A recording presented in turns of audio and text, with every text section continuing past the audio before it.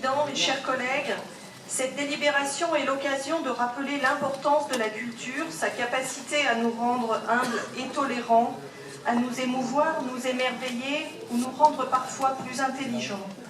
André Malraux, ministre de la Culture, s'était fixé une feuille de route qui est restée d'une ardente actualité.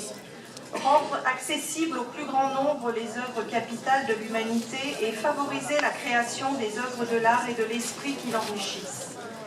Cet objectif que nous partageons tous nécessite que la culture soit accessible financièrement et qu'elle puisse permettre son appropriation par le plus grand nombre. Le public est tout d'abord attiré par ce qu'il connaît déjà. Cette première étape franchie, il pourra tout naturellement se laisser guider par une programmation plus éclectique. Ce cheminement sera favorisé si le spectateur se sent en confiance et qu'il sait qu'il peut compter, quel que soit le spectacle proposé, sur des œuvres de qualité. À Saint-Priest, c'est cette conviction qui nous anime sur toutes les disciplines du spectacle vivant et que nous avons travaillé avec la directrice de notre théâtre. C'est sur ces valeurs partagées qu'elle a toute la liberté pour sa programmation.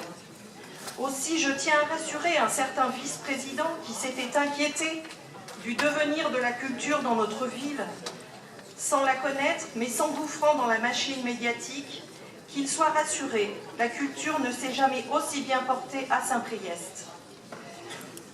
Concernant plus particulièrement ce projet de délibération, vous l'avez mentionné en commission, vous souhaitez reprendre à l'identique les aides financières que le département attribuait à divers équipements de la métropole.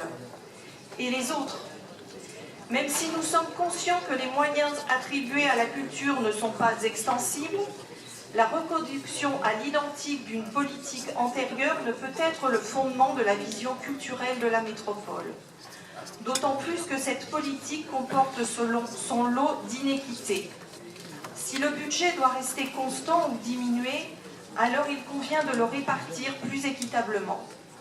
Ce projet de délibération aurait pu être l'occasion de rétablir une situation injuste, en direction notamment du territoire de l'Est lyonnais, et que nous en sommes certains existent dans d'autres communes de la métropole.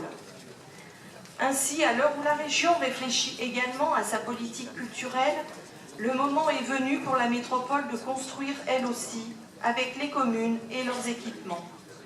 Une traduction concrète et juste serait d'intégrer dans les territoires de notre collectivité afin de montrer à tous les habitants que la métropole assure leur égalité dans l'accès à la culture, ce qui ne semble pas être encore le choix pour cette année.